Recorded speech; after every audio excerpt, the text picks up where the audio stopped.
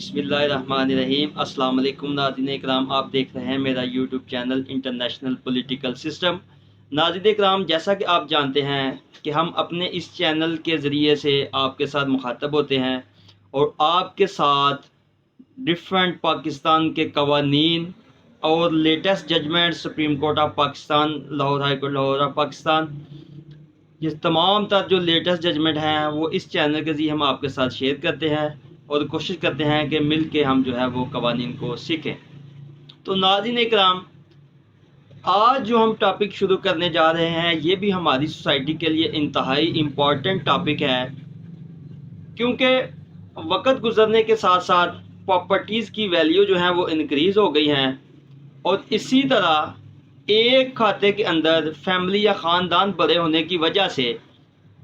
एक ही खाते के अंदर कई एक लोग जो हैं वो जॉइंट प्रॉपर्टी के अंदर जो है वो शरीके खाता उसके मालिक हैं। मिसाल के तौर पे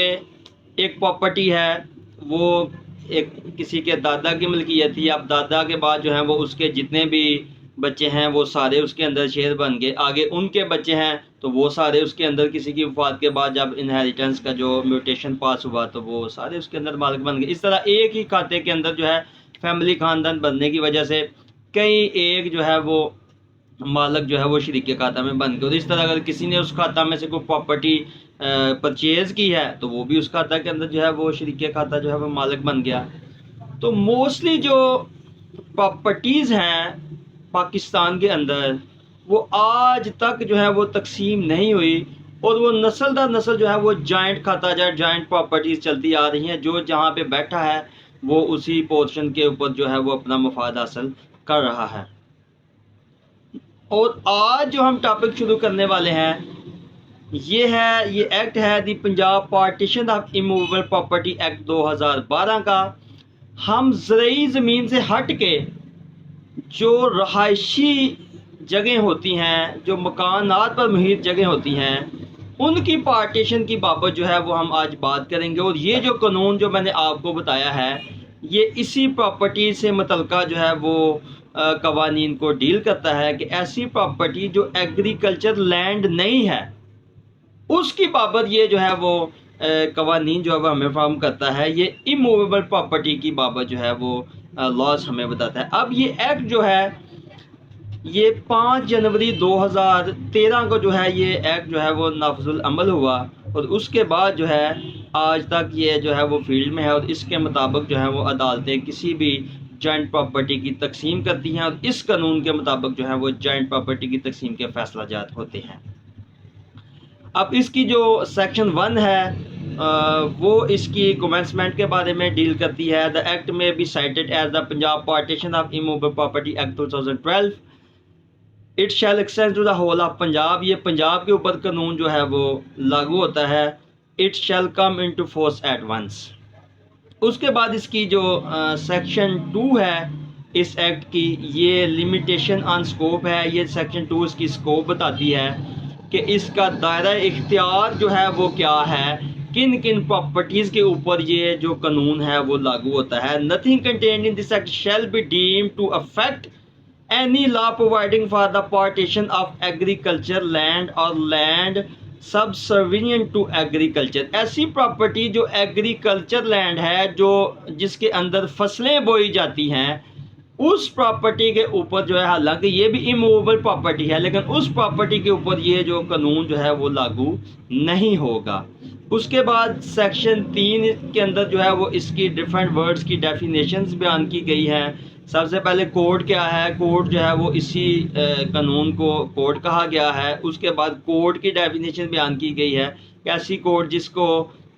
जिसकी जुरिसडिक्शन के अंदर वो प्रॉपर्टी होगी वही कोर्ट जो है वो इस इमूवेबल प्रॉपर्टी का जो केस है वो सुन सकती है। उसके बाद इमूवेबल प्रॉपर्टी क्या है उसकी डेफिनेशन जो है इसकी सब क्लास सी के अंदर बयान की गई है। Immovable property means N immovable property other than agriculture land. फिर वही बात है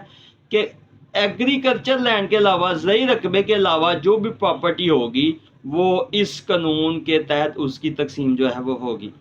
उसके बाद इसकी सब क्लास डी है इंटरनल ऑक्शन, कि ऐसी प्रॉपर्टी जो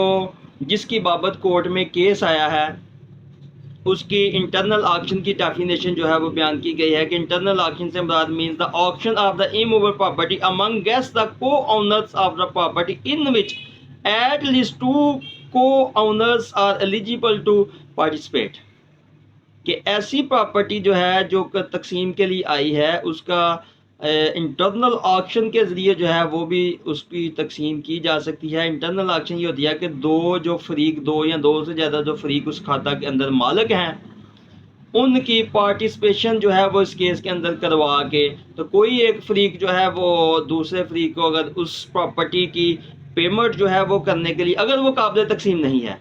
पेमेंट करने के लिए जो है वो राज़ी हो जाता है तो वो उसकी दूसरे को पेमेंट करके तो वो सारी प्रॉपर्टी एक ही फिर इंटरनल ऑक्शन के जरिए जो है वो ख़रीद देता है। उसके बाद मींस प्रॉफिट होता है, इसकी सब क्लास ई है कि मींस प्रॉफिट जो है वो उसका जो किराया है, अगर एक प्रॉपर्टी किसी एक बंदे के कब्ज़ा में है वो उससे मुफाद हासिल कर रहा है कोई एक जो है वो बंदा, तो दूसरी पार्टी जो है वो उसके अंदर ऑनर तो है लेकिन उसके पास पोजेशन नहीं है, वो उससे मुफाद नहीं उठा रही, तो वो जो बंदा जो है वो जो मुफाद उठा रहा है वो इसका जो किराया जो इसके इससे इससे मुफाद उठा रहा है वो बतौर मीन्स प्रॉफिट जो है वो अदर फ्री को जो है वो अदा करेगा। अब जनाब अल्लाह जो असल सेक्शन है इस एक्ट का वो है सेक्शन 4। सेक्शन 4 के तहत जो है वो suit for partition of immovable property जो है वो अदालत में दायर की जाती है। अब सेक्शन 4 कहती है कि an owner of immovable property may file a suit for partition of the property giving detail of property. अब सेक्शन 4 के अंदर सारी इसकी डिटेल बताई गई है कि किस तरह जो है आपने ये सूट फॉर पार्टीशन फाइल करना है और इसके साथ आपने क्या क्या जो है लव करना है। सबसे पहले तो आपने जो है इसका ड्राफ्ट जो है वो सूट फॉर पार्टीशन का तैयार करना है, फिर उसके साथ आपने उसमें जो है वो किसी एक बंदा जिसकी तरफ से आप ये पार्टीशन का दावा दायर करना चाहते हैं, ये एक या एक से ज़्यादा भी जो है हो सकते हैं, उनको आप मदई बनाएंगे। बाकी जो फरीक इस खाता में मालिक होंगे उनको आप बतौर डिफेंडेंट जो है वो इसका हिस्सा बनाएंगे और आप अपनी प्लेंट के साथ जो है वो ज़रूरी जो दस्तावेज़ात हैं उस प्रॉपर्टी की डिस्क्रिप्शन जिसे आप फ़र्द जमाबंदी कह सकते हैं वो साथ लगाएंगे और जो ज़रूरी दस्तावेज़ात उस दावा के लिए हैं वो इसके साथ लाभ करेंगे। तो सेक्शन 4 के तहत जो है वो सिविल कोर्ट के अंदर जो है वो पार्टीशन का दावा जो है वो दायर किया जाता है। उसके बाद सेक्शन 5 है इस एक्ट की, appearance of defendants and consequences of non appearance. के सेक्शन 5 ये कहती है कि आपने जो डिफेंडेंट्स हैं उनको कैसे जो है वो कोर्ट में तलब करना है। आगे इसकी क्लासेस हैं जिसके अंदर मुख्तलिफ जो है वो इसका सारा तरीक़ाकार बताया गया है कि आपने जो है वो अब एक सूट फॉर पार्टीशन कोर्ट में दायर कर दिया तो उसके बाद जो है अब दूसरी पार्टी को ज़ाहिर है तलब करना है, उसके लिए नोटिस का एक पूरा कानून इस सेक्शन 5 के अंदर दिया गया कि आपने किस तरह उनको नोटिस भेजना है, उनको नोटिस सर्व करवाना है और उनको नोटिस मिलने के बाद जो है वो पार्टी जो है डिफेंडेंट जो है वो भी ज़्यादा फिर कोर्ट में पेश होती हैं। अब नोटिस के साथ जो है आपने उस दावे की कापी जो है इस कानून की सब सेक्शन 2 है इसकी, ये कहती है कि आप उस नोटिस के साथ जो है उस प्लेंट की और जो डॉक्यूमेंट्स आपने उस दावा के साथ इनेक्स किए हैं वो सारे जो है आप नोटिस के साथ लफ करके जो है वो आप डिफेंडेंट को जो है वो नोटिस भेजेंगे। उसके बाद डिफेंडेंट की बारी आ जाती है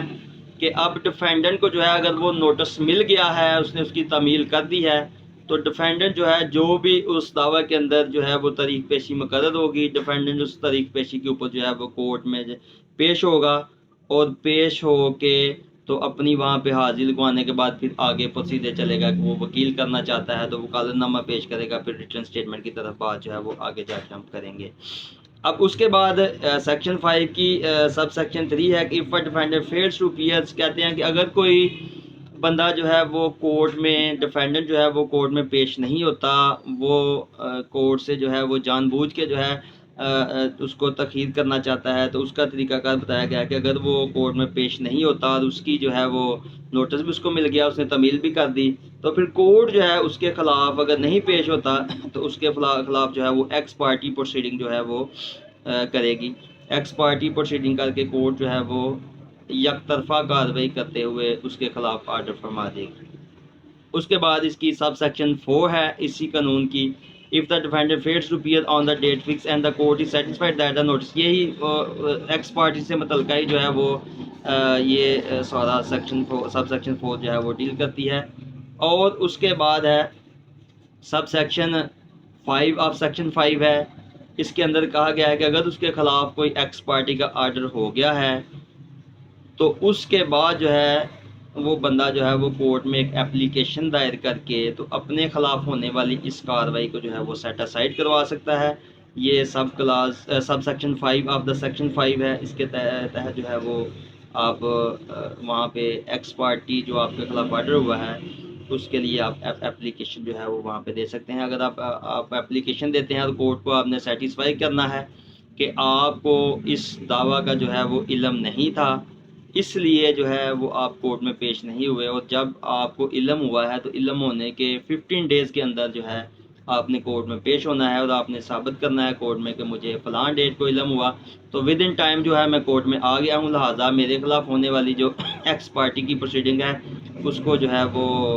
ख़त्म किया जाए और मुझे भी इस दावा में अपना डिफेंस करने का राइट जो है वो दिया जाए। तो अगर डिफेंडेंट जो है बजरिया एप्लीकेशन जो है अगर वो कोर्ट को सेटिस्फाई कर देता है तो कोर्ट ये प्रोसीडिंग एक तरफा जो हुई थी इसको सेट असाइड करके उसको जो है वो जवाब दावा दाखिल करने का हुक्म सादर फरमा सकती है। तो आज के इस नशिस्त में हमने जो एक्ट है ये partition act of immovable property of 2012 हमने इसके 5 सेक्शन जो हैं वो इनके ऊपर आपके साथ गुफ्तगू की है और कोशिश की है कि पहली 5 सेक्शन जो है उसके अंदर इस लॉ के मुताबिक ये कानून क्या कहता है वो आपके साथ शेयर किए हैं। तो अगर आप मज़ीद जो है कवानीन पाकिस्तान या पार्टीशन के लॉज जो है वो जानना चाहते हैं तो आप जुड़े रहिए हमारे इस चैनल इंटरनेशनल पॉलिटिकल सिस्टम के साथ। और इंशाल्लाह हम अपनी आने वाली नई नशिस्त में सेक्शन